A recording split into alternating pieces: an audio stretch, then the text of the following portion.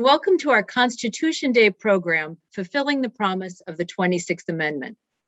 My name is Elizabeth Maddow. I'm on the faculty at the Eagleton Institute of Politics at Rutgers University and direct our Center for Youth Political Participation.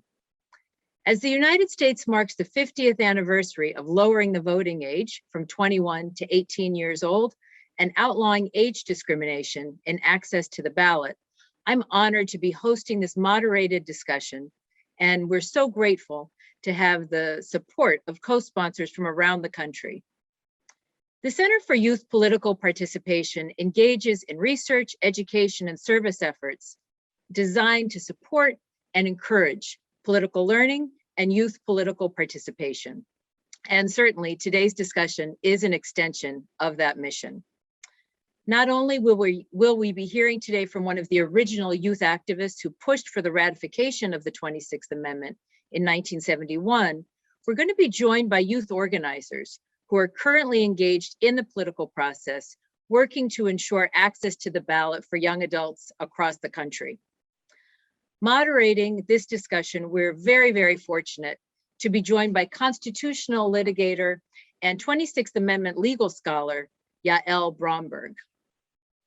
Yael is a constitutional rights attorney with 20 years of experience in community organizing, advocacy, and campaigns.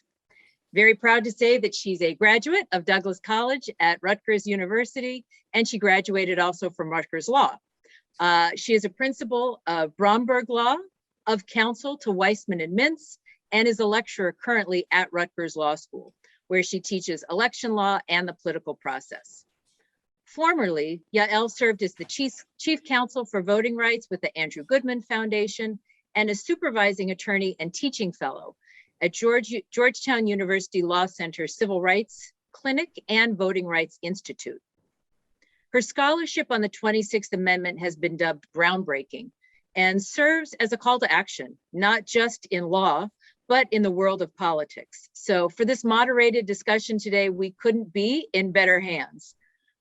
Before I hand off to Yael, please note that there is a live transcript of the discussion, and there is a Q&A tool. If, as viewers are watching, if they have a question, we encourage you to submit a question using the Q&A function.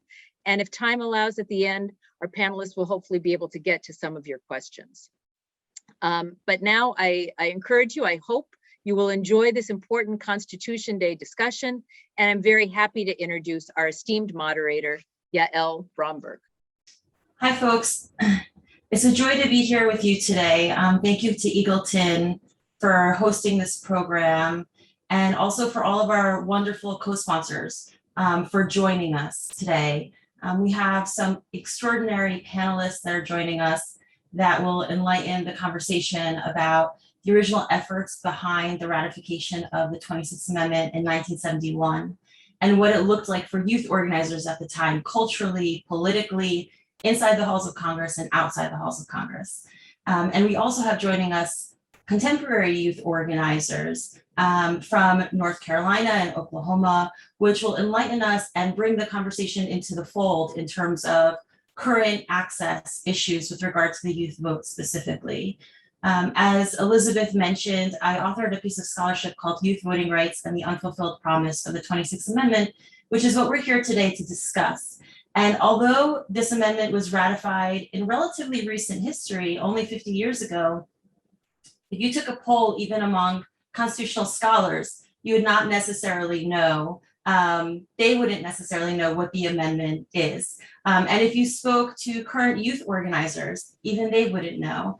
And so our task here today, our call, is really to breathe life into the 26th Amendment, as another one of the few scholars in the area says, Jennifer Chang, she says we have to breathe new life into the 26th Amendment. And so that's what we're here to do, and that's our call for action today. And so let me give you a little brief background in terms of what the 26th Amendment is. It's an amendment that was ratified in 1971. It was the quickest amendment to be ratified in US history. It rounded Congress and the requisite 38 states, ultimately being ratified by 41 at the time, 42 in total, in less than 100 days. If you just like close your eyes and take a moment and think about what that means today. It almost seems impossible to imagine that we could amend the Constitution in such little time. And it is the quickest amendment to be ratified in US history, largely due to its nonpartisan and cross-partisan support and its unified message that access to the ballot free of age discrimination is something to be embraced and celebrated across partisan lines. And I have so much to share with you, but it's a thrill for me that I could actually be joining today as a moderator and to create space for Patricia Keefer, for example, who's joining us, who's a remarkable organizer even today. She is serving as the director of the International Affairs Department for the American Federation of Teachers, where she heads the union's human rights and labor advocacy worldwide. She's been involved in constitutional efforts internationally after having been, as a young organizer, spearheading the effort to ratify the 26th Amendment into the US Constitution. She has played a leadership role in the political and constitutional reforms in women's rights, voting rights, and youth political participation in the US and globally, as well as democratic development projects in every region of the world. Pat serves as the on-the-ground manager of election and democratic governance programs in many countries. There's too many to list, but just as an example, Pakistan, Bangladesh, Northern Ireland, Czechoslovakia, Chile, Bolivia, South Africa, Zimbabwe, Mozambique, and Malawi, to say a few. Pat was co-chair of the national campaign to ratify the 26th Amendment in the US Constitution, and she attended the University of Cincinnati and holds 2 appointments at the Institute of Politics at Harvard Kennedy School as a fellow in political organizing and political participation. And I'll quickly give you a glimpse at the other 2 youth organizers that are joining us today before we kick off some questions to Pat. Pat, it's really a privilege to have you with us, so thank you for joining us. Yeah. So we also have joining us Cameron Yanchik. Cameron is a proud citizen of the Seminole Nation of Oklahoma and a descendant of the Muskogee Nation. She is currently a senior at the University of Oklahoma, working towards a dual undergraduate degree in political science and Native American studies with an emphasis in tribal governments and policy. Cameron applies her academic interests outside of the classroom by deeply participating in both Native activism and civic engagement on and off campus. For example, she organized a tribal voting summit on campus to facilitate the Native student body's participation in their respective tribal elections.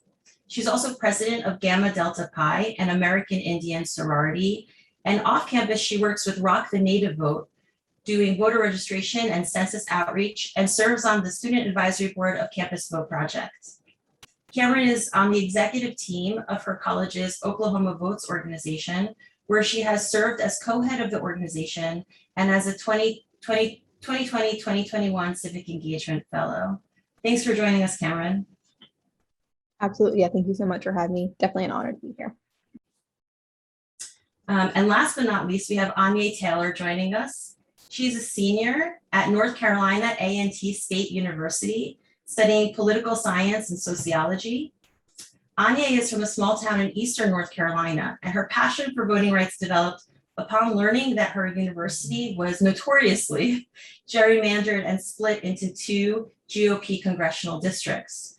She serves as her Student Government Association Political Action Committee Chair, where she assisted the Attorney General with spearheading voter registration and engagement initiatives.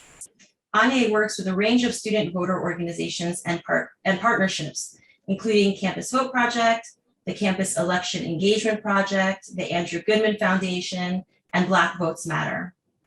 She's currently serving as the co-lead for her campus inaugural Civic Engagement Coalition and engages faculty, staff, students, and community members to institutionalize and cultivate a civic engagement culture on her campus. Thanks for joining us, Anya. Hi, thanks for having me. So I think that we'll kick things off with spotlight with Pat. Pat, are you joining us from DC right now? I'm in my office at the AFT. Yep, Okay, right down the block from the Capitol. that's right. So Pat, very few people alive today can say that they participated in amending the US Constitution. You know, through their certainly through their personal experience, maybe they've studied it, but you were in the room when it happened. What was it like in 1971 to fight for ratification? Why was it important then? What was going on culturally?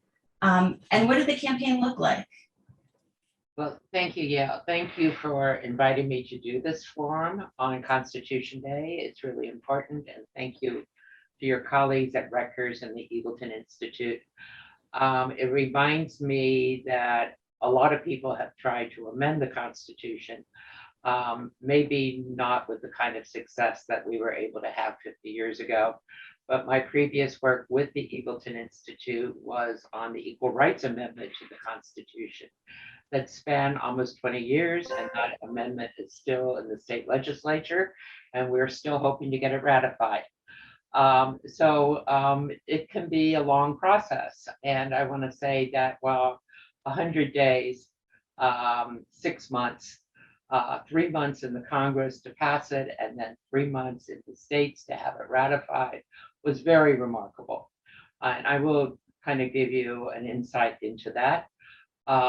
But I think it's important that 100 days isn't the story of the effort to lower the voting age to 18. It is wrapped up in 40 years of efforts in the Congress, in the streets, in state legislatures, state referenda, and a number of efforts, city council resolutions and ordinances to lower the voting age to 18. It had gestation after the Second World War. Senator Jennings Randolph of West Virginia introduced the resolution in every Congress from the post-World War II period in 1948 up until the final constitutional amendment was successful in 1971. And it's not just the story of a constitutional amendment. It's really the story of the time that we were in. I came to Washington in 1969 after running a campaign in Ohio to lower the voting age. Not successful, but nearly successful, as a lot of them were at that time. But I came to work for the Leadership Conference on Civil Rights and a coalition of some 50 organizations that span the political spectrum and the economic and social spectrum in the United States, from the Young Democrats and Young Republicans to the Socialists, to the Young Farmers of America, the Girl Scouts, the Boy Scouts, the YMCA, the YWCA, a number of faith groups, many faith groups, I'd say most of them, if not all at that time. And it was a coalition of working partners, not just organizations that put their name on the letterhead. A lot of resolutions, policy statements, letters to the Congress.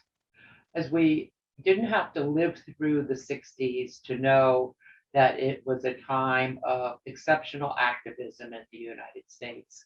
Civil rights, women's rights, and most of all, youth rights, students activism on campuses, as well as, and probably most pivotal in the late 60s, was the anti-war movement.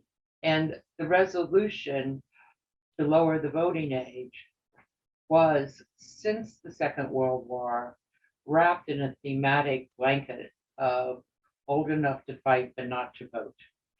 And I think that activism, I know that activism on the street was a propelling movement for members of Congress to address lowering the voting age before we get to the constitutional amendment, which, as I say, is sitting there.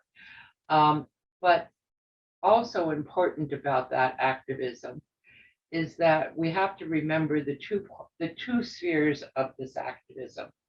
One, what was going on the street about mostly young people, but not exclusively, protesting the war and protesting the fact that they did not have a voice in policy making. And our literature and our music was all enwrapped in that political movement. And the other was the young men and women, and mostly men, who were in Vietnam and in Cambodia and in Laos, in Southeast Asia, fighting this war. And many of them came from not the university campuses, but from small towns and rural America. And that's an important part of this story, because the way it gets written in history books is we had an anti-war movement, we had all this student activism taking place in Congress and or in the halls of Congress and in the campuses. But it was those young Americans who were fighting that war and dying in that war, and their families who understood more than the students that were on the streets on the National Mall or the Capitol, who understood the meaning of old enough to fight and die, but not to vote. So I think that's an important part of this story. So what happened here in that dynamic situation is that several senators, some of them not suspect in terms of making these kind of movements, like Senator Mansfield from Montana and Senator Magnuson from Washington State, combined forces with Senator Kennedy and Senator Brooke and Senator Marlo Cook, so Republicans and Democrats, looking at the possibility of amending the 1970 Voting Rights Act. So the Voting Rights Act that we're dealing with today, as I think we realize, had its genesis in the 1965 Voting Rights Act. And back then, it had to be renewed every 5 years.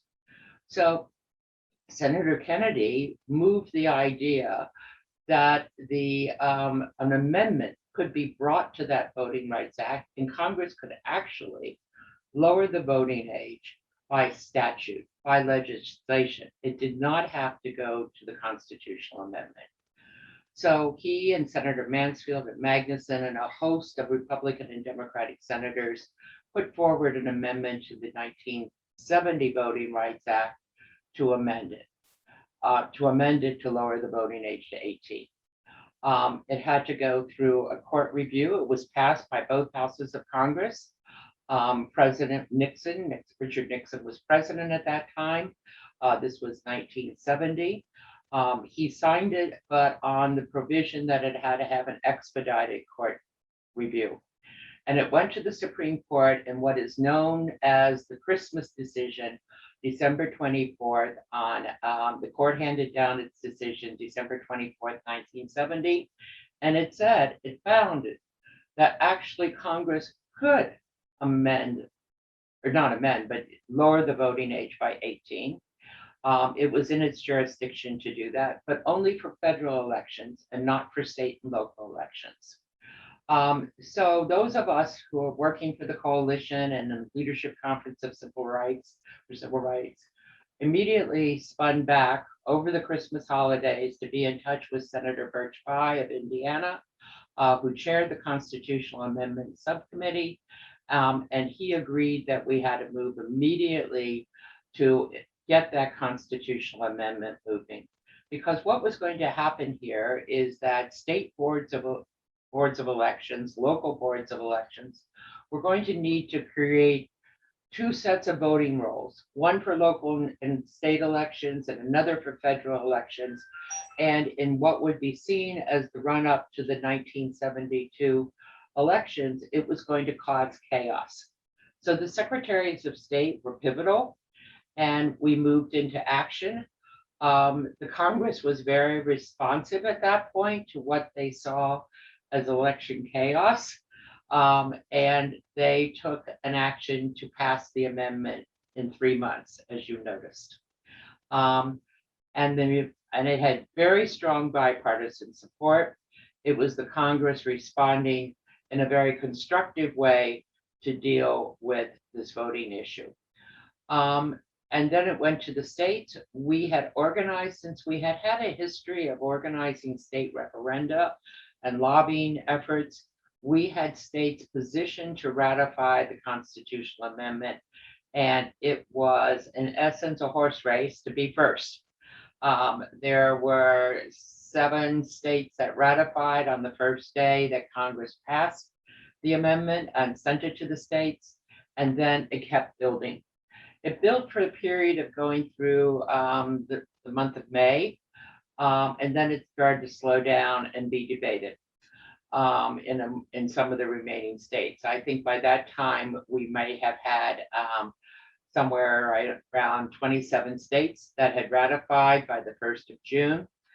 And at that time, state legislatures, and many of them even today, basically operated on very short calendars. Some of them 2 months, some of them 6 months. 6 months were particularly long sessions at that point. I think that only maybe California had something that was longer than that. Anyway, we were now in a deadline of July 1, and we started to move the coalitions and the activism. And this activism was, we didn't have social media back then, right? We didn't have Facebook, we didn't have Twitters. Everything was mimeograph machines, flyers, door-to-door contact with people, organizing rallies in the various states, and contacting state legislators. State legislators had not seen this kind of activism for a long while on a Voting Rights Act or a voting rights measure. And it was young people, it was high school students, it was university students, it was returning war veterans. Very popular and very important part of our advocacy campaign, walking the halls of state capitals. And so as it came down to a situation in the middle of June where we needed, I think, probably 4 more states. And it was kind of a race to the end.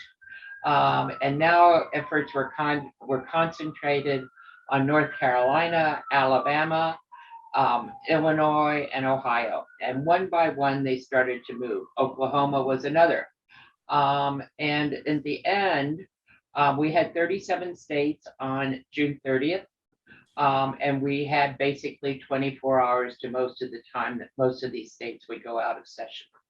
And by then it was, are you going to be among the 38 that ratify? And Dick Celeste, who was a freshman legislator in Ohio, tells a wonderful story in our archives that is now at the University of Indiana about what the floor was like on the 11th hour, literally the 11th hour. And he was saying, he was a young Democratic state legislator, first termer, later to become governor and head of the Peace Corps. And he was saying to the Republican Speaker of the House, Ohio wants to be among the 38. We owe it to our young people. And they actually, and if we don't do it, North Carolina is going to, Illinois is going to. And they actually kept the clock open on June 30th, so that the record shows that Ohio ratified on July 1, but by the Ohio record, it was actually June 30th, because they kept the 12 o'clock hour frozen on the clock so that Ohio could ratify. That's kind of a snapshot of what went on there. Obviously, there are a lot of stories, a lot of human interest stories, an enormous number of people who were involved, and there's a lot of history to it. A friend of mine, Jennifer Frost, has written a book that will be released in about a month, right before Christmas, actually, in the middle of December. I think she's the first writer to really do an enormous amount of research on this particular issue, and those who are interested should watch for her book. Yeah, I'm so excited for Jennifer Frost's book to come out. As I noted earlier, there's so few scholars that have dedicated time and attention to this amendment, even though it's in the recent national conscience. And so it's such a unique opportunity, Pat. So thank you again for joining us to celebrate Constitution Day and the 50th anniversary today. And I think that really the goal is to, to be reminded about what happened 50 years ago and try to project forward. What might the next 50 years look like? And what is the current set situation looking like now? So I'm going to ask you at the end of our panel, Pat, kind of what are the lessons that you learned that you can inform for current youth organizers? But for now, what I'd like to do is actually switch and bring Cameron Yanchik into the conversation. Hi, Cameron, how are you? Hi, doing great. Yeah, so great to hear from Pat. Really, really inspirational and motivating. So Cameron, you're currently active, extremely active and organizing on campus. Can you tell us a little bit about your current youth efforts and the campaigns that you're involved in? Yeah, so I'm a senior this year at the University of Oklahoma. I began getting involved in on-campus voter work at the end of my freshman year with an organization called Oklahoma Votes. I'm really fortunate that my campus does have a formal organization that's housed within a department and has a designated staff member to help facilitate, because that is a resource that not a lot of colleges have. So that's just definitely something that I'm really grateful to plug into and got plugged into. And it's been a great part of my college experience, both, developing myself, but then also helping make an impact on campus. So that's where I first started getting involved. Some of the things that we've really tried to work on is, of course, voter registration and education with students. Most, especially freshmen, either are just now turning 18 or they're in their early 20s, have only been eligible for a handful of years. And not only that, but college, leaving high school is a very hectic time in everyone's lives, who goes to college in general. So kind of being bombarded with all this information about how to be an adult, it's one of those more kind of stacked up things that people don't, have a lot of resources to spend a lot of time about. So being able to be that resource on campus is definitely something that I think is of much needed value. And we especially try to help freshmen who are, just now moving into the dorms. Something that I've definitely noticed is a constant question. Probably the biggest question that I ever get when helping people is questions about student residency. So Oklahoma, it's not exactly the magnet of the United States, but we do still have quite a handful of out-of-state students, especially Texas students attending. So there are definitely lots of questions about, if I'm, living here in Norman, Oklahoma in, the academic year, but I go home in the summer with my family who's either just in a different, district, in-state, or even out of state. How do I handle that? And I mean, people generally have no idea, and that can even be a deterrent because they don't want to mess up, or maybe they're registered back, in Texas, but they don't think that they're eligible to register here in Norman, and they would really like to have a local polling place to go to, but they're just not aware that that's a thing that they can do. So that's something that we've really tried to educate a lot of people about. And then generally, typical voter education, we always had debate watch parties, conversations with elected officials, and we even invited people from our county election board to come and talk as well. And beyond that, kind of looking more at what the institution can do, we've also looked at trying to get election day holidays. Students definitely have packed schedules, juggling classes, usually even full-time jobs, other obligations. And so being able to have that time to go vote on, a Tuesday in the middle of the week, definitely not feasible for a lot of people. I have like one day this week, just this semester, I have almost 9 hours of classes straight, and then I also work in the morning. So, I mean, it's pretty much that whole 12-hour block that I'm busy, and that's not an exception. That's definitely something that is a common experience. So we were able to get it done through our SGA, our Student Government Association, last year to get the November election date as an instructional holiday. But that's something that we're still trying to push administration to do, to make that the standard and not just a one-time event, to make that built into the academic calendar. So doing things like that. And then also we do have some polling places that are near campus, but early voting especially, if people do need to go vote on that, Saturday before the election, there's only the nearest one for the county that our university is in. Someone actually, this is not my work that I did, but another person in my organization actually mapped out what it would be like, because a lot of students also don't have transportation. I didn't have a car my freshman year.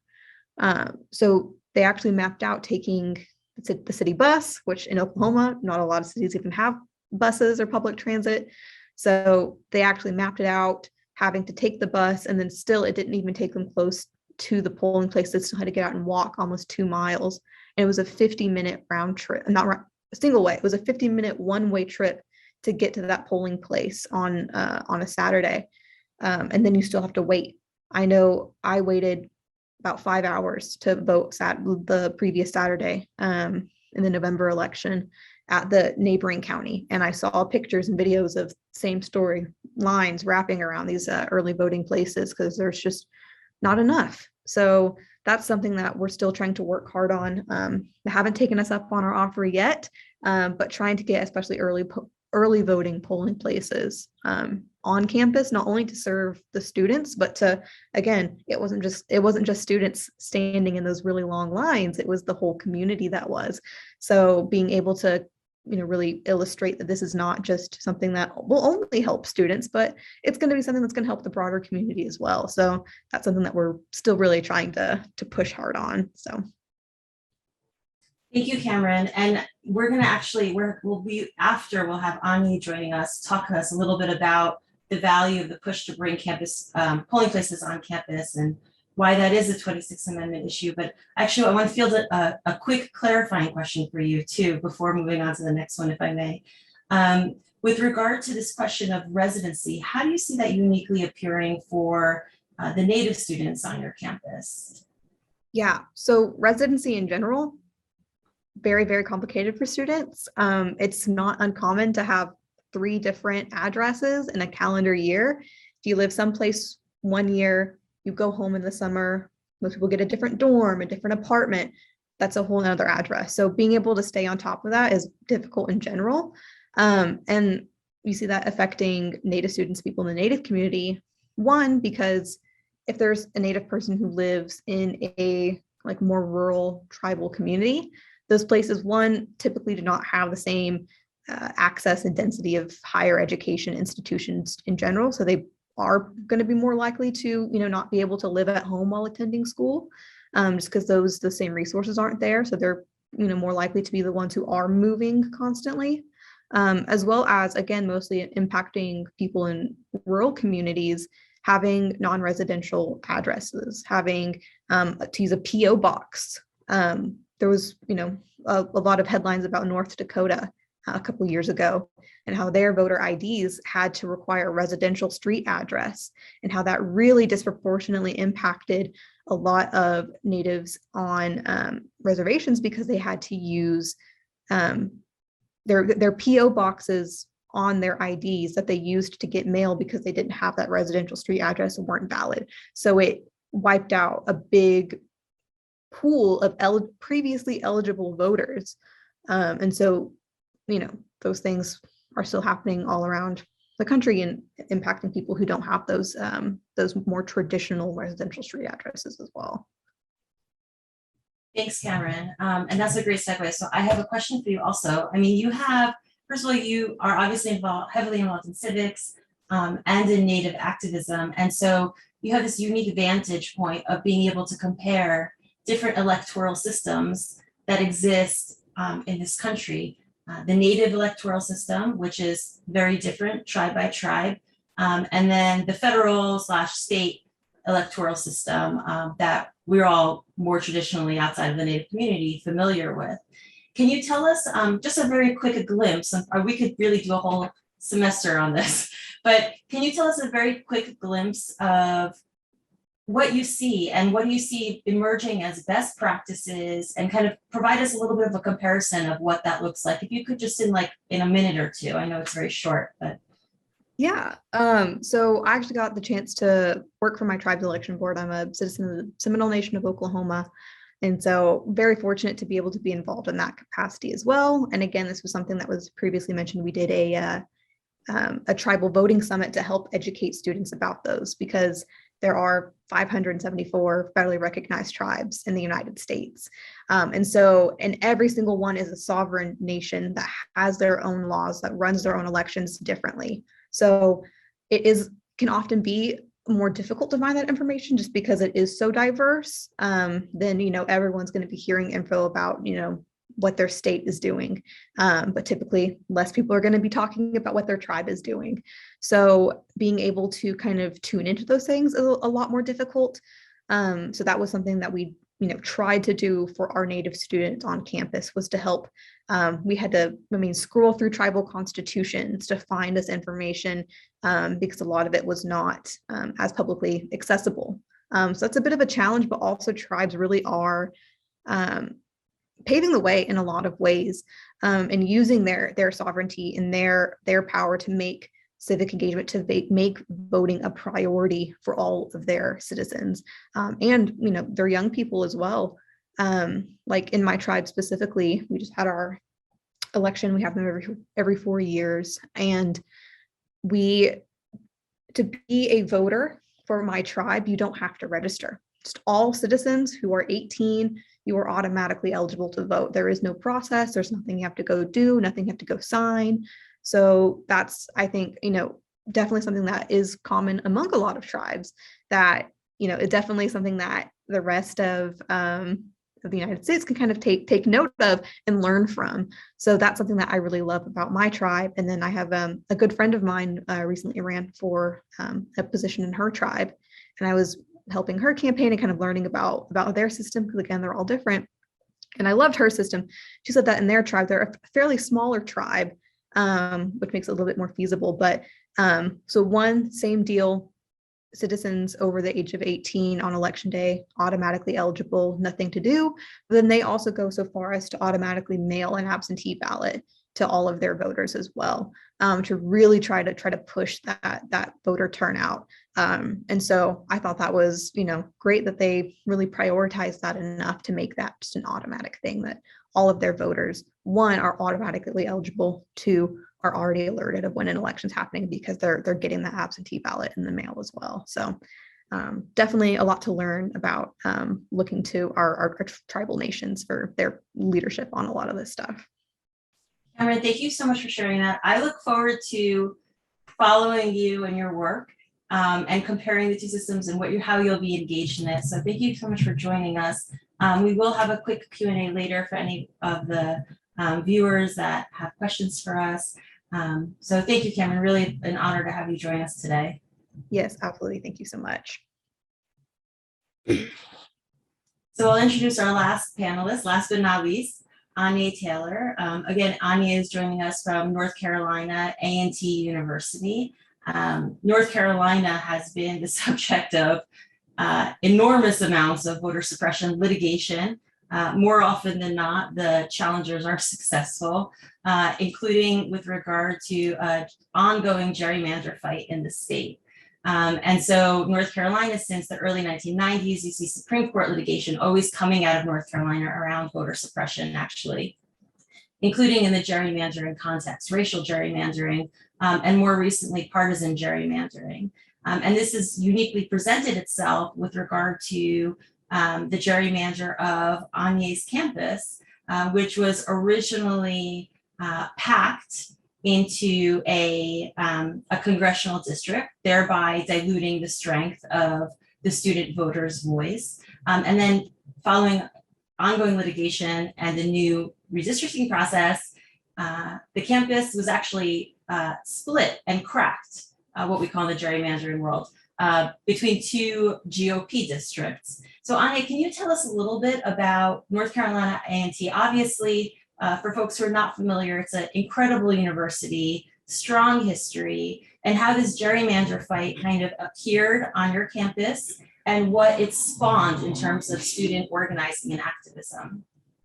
Yes, excuse me, definitely. And that's also a great question. So in regards to gerrymandering, like you just said, we were cracked and split into two districts back in 2016. And so that's going to be North Carolina District 6 and also 13. And so these both are predominantly GOP districts. So as the largest public HBCU, they split and really diminished the power of our vote. And a lot of our students actually felt and resonated with those feelings.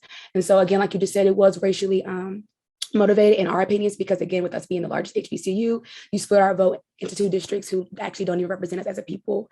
As HBCU and Black students, we do predominantly vote more liberal. So to split our votes with representatives that actually are GOP and Republican voters definitely didn't, of course, align well with us as students, and also being active and engaged with voter engagement.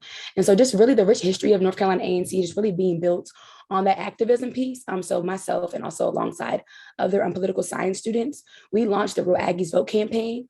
I think it was fall 2019, because I came to North Carolina A&T in 2018.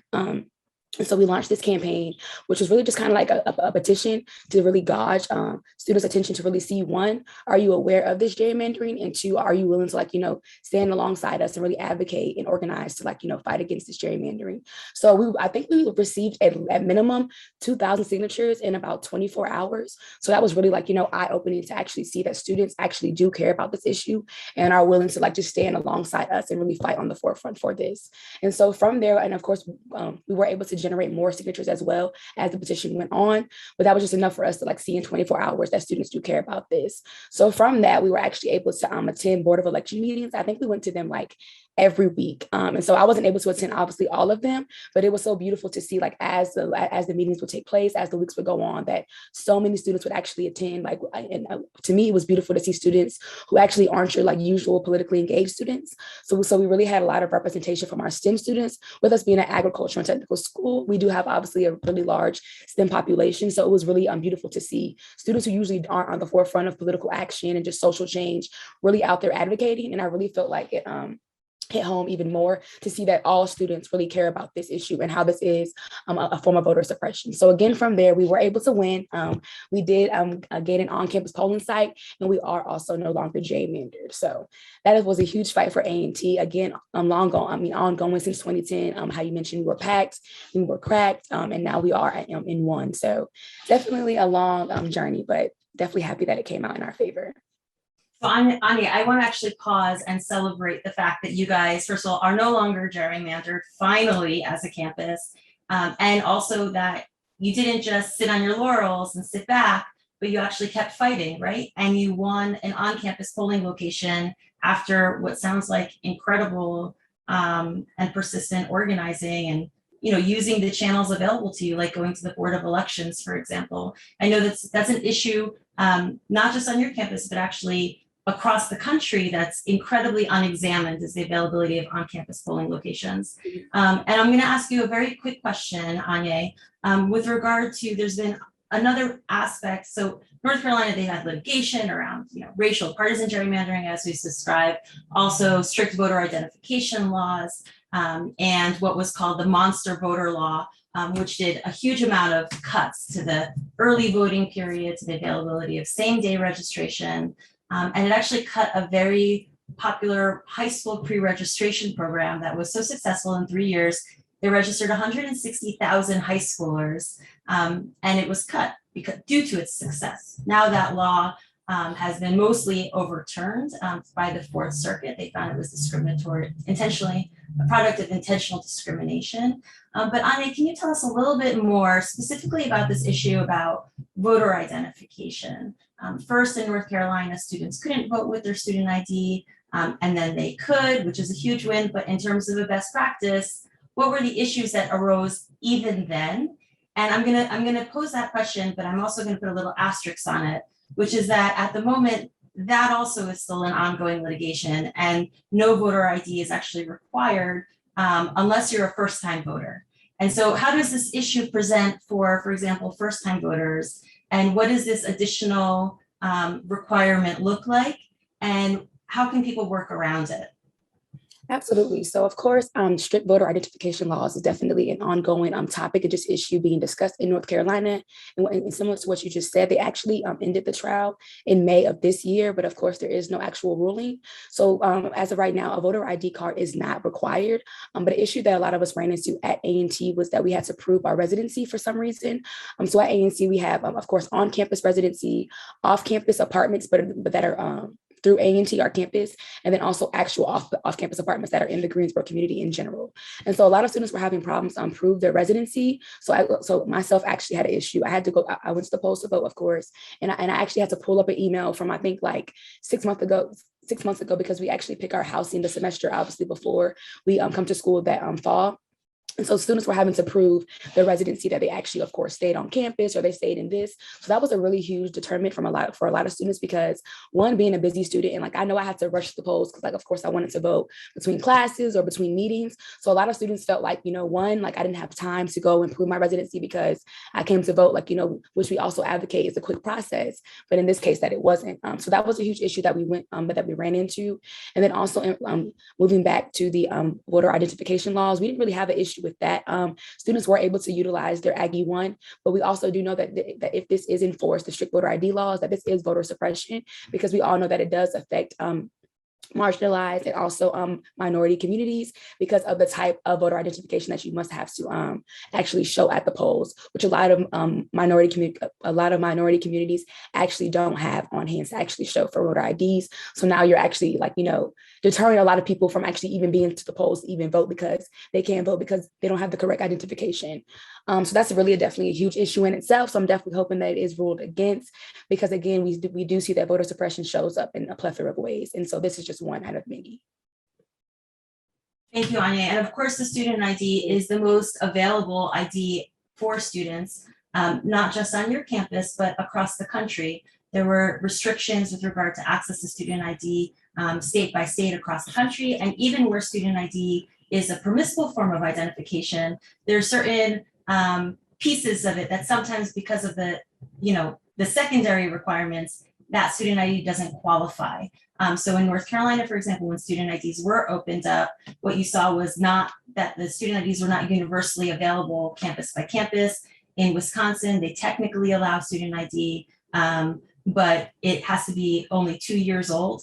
And so obviously students would have to go and get a new ID in the middle of their college curriculum, but that ID would count for every other purpose. So you'd have to know that it's a voter, that you need a new one only for voting, and then affirmatively go out and seek one. So Anya, thank you so much for your organizing in North Carolina. North Carolina was the 38th state to ratify the 26th Amendment, therefore completing the ratification phase. And it was one of the most successful in terms of voter turnout and youth voter turnout, leading up to eventually what was that monster voter law that's very kind of notorious. And so, Anya, thank you so much for your ongoing work and your inspiration and being in the fight and winning. We don't always win, so we can celebrate our wins. Very important. Absolutely. Thank you for having me. So I'm going to open up a quick question for all of the panelists, if we can all kind of join together. And I'll start with Pat, but also kind of frame the question for others. Pat, what are the learning lessons that you want for the young people of today and young people of tomorrow, kind of the key takeaways from your efforts to ratify the 26th Amendment?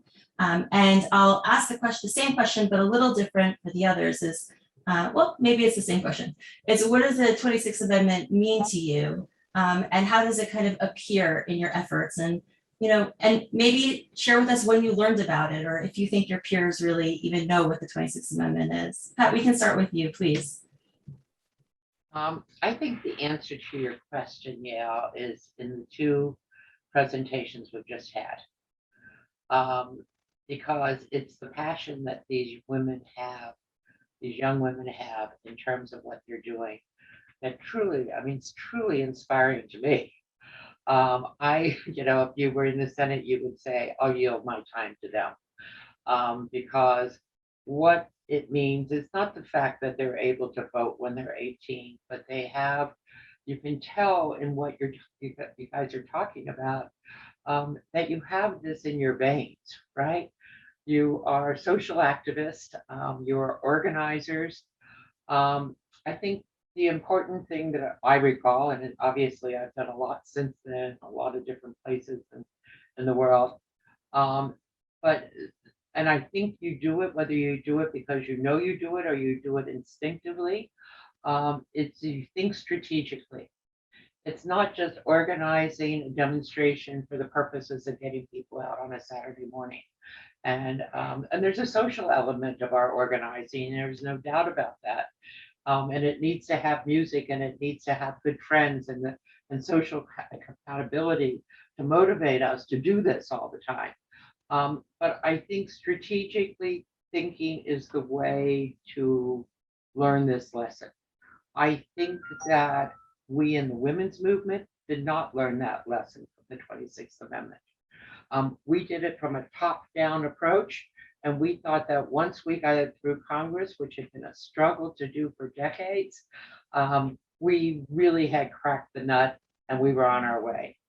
Our opposition that emerged from grassroots. It emerged from an early conservative populist movement. And they had their fingers on the pulse of the women they were organizing. And we thought we were leaders and our followers would just come along. And it was very frustrating for me to sit at those tables, first for 7 years and then for another 7 years in the ratification effort of the Equal Rights Amendment. Because there can always continue to be these awesome women, right? We know who they are because they're part of our history. But it was still a sort of top-down approach as opposed to a bottom-up approach. So finger on the pulse of the grassroots and what's going on your campuses, in your tribe. And I think we've heard those stories today.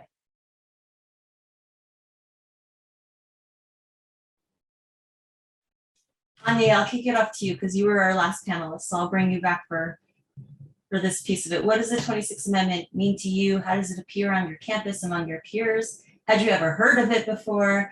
And what do you think about your peers? Do they know about it?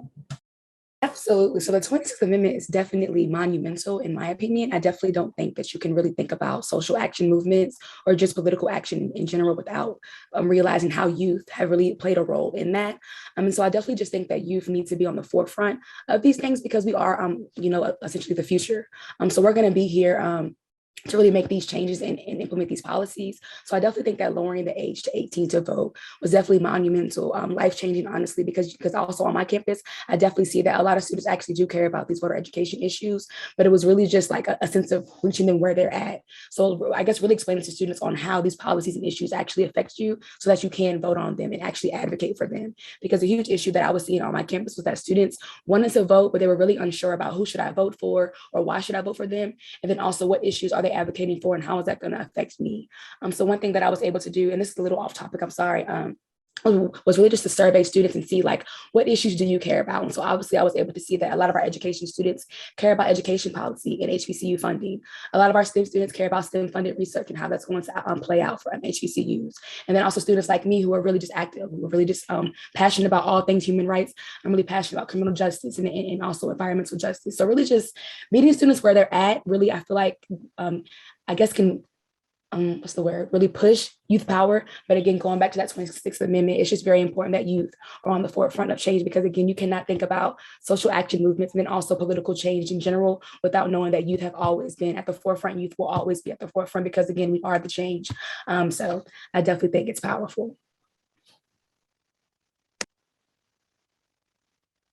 Young people were always at the forefront of the story of America, right? Alexander Hamilton, Frederick Douglass, Alice Paul, John Lewis, they were young. They were extraordinarily young when they were fighting in the American Revolution, taking the stage at the Massachusetts Anti-Slavery Society, starting to engage and push for suffrage rights, right, for women. And so, but nothing has really changed. We're still at the forefront, right? Young people are still at the forefront for all these efforts, and we see that today. So thank you, Anya.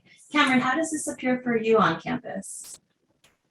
Yeah, so I think, well, first of all, in the best way, I do think that not enough people and young people know what the 26th Amendment is, but I think that's because even in the short time that it's been around, it's already been more ingrained that yes, 18, you have the right to vote, and people talk about that, and people look forward to that, and so that is a coming of age moment for 18-year-olds now, and so I think.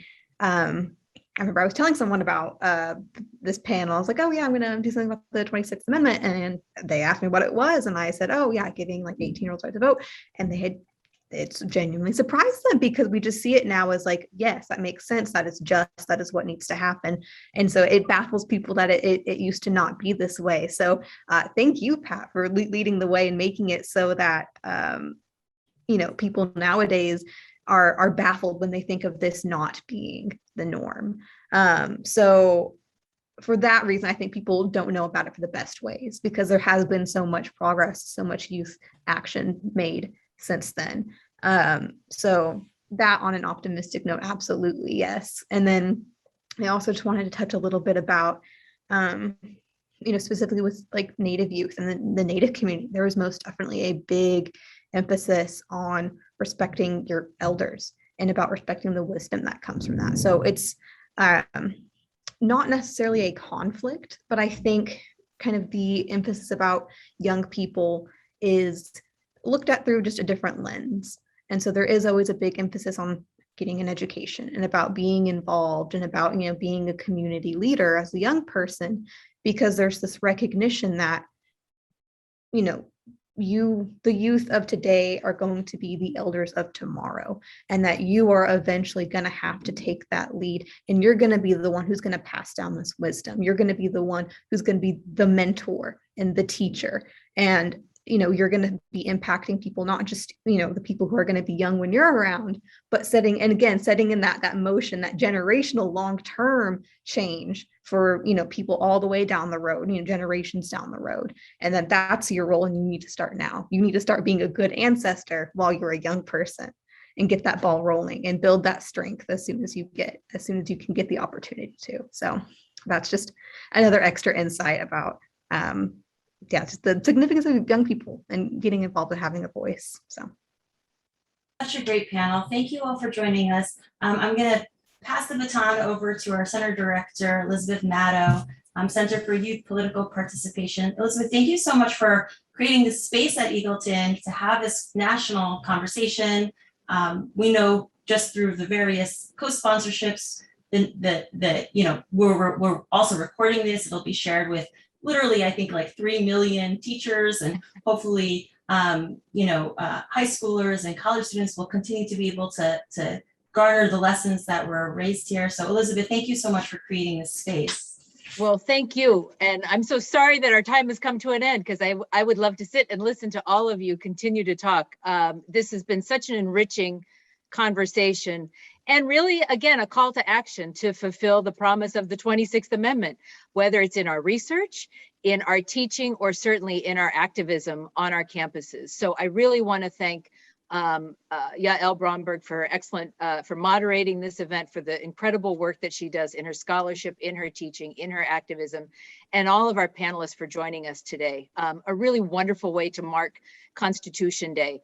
I also do want to take some time, as Yael mentioned, and I mentioned at the outset, we are so fortunate to have co-sponsors from around the country, and we want to acknowledge all of them and want to make sure to also highlight the fact that a few of them have shared some educational resources on our website. So we encourage you to visit us on cypp.rutgers.edu. But I really want to thank all of you for joining us, and I want to thank all of our co-sponsors who I'll name now. We were thrilled to have the support of All in Campus Democracy Challenge, James Madison Center for Civic Engagement, Bard Center for Civic Engagement, Students Learn, Students Vote Coalition, Lead Minnesota, Every Vote Counts, Campus Vote Project, the Andrew Goodman Foundation, Clark Atlanta University, the New Jersey State Bar Foundation, Facing History and Ourselves, the American Political Science Association, the American Federation of Teachers Teach Human Rights, the Institute for Democracy in Higher Education, League of Women Voters of New Jersey, Campus Compact, Children's Defense Fund of Texas, the New Jersey Center for Civic Education, and the Honey W. Nashman Center for Civic Engagement and Public Service at George Washington University, which I must say is where I got my doctorate. So I'm thrilled to have their support and really want to thank all of them for supporting this effort. Thank all of our panelists, thank all of our viewers. As Yael mentioned, we did record this event. It will be on our YouTube channel, on the Eagleton Institute of Politics YouTube channel. We wish you all well and happy Constitution Day. Thank you for joining us.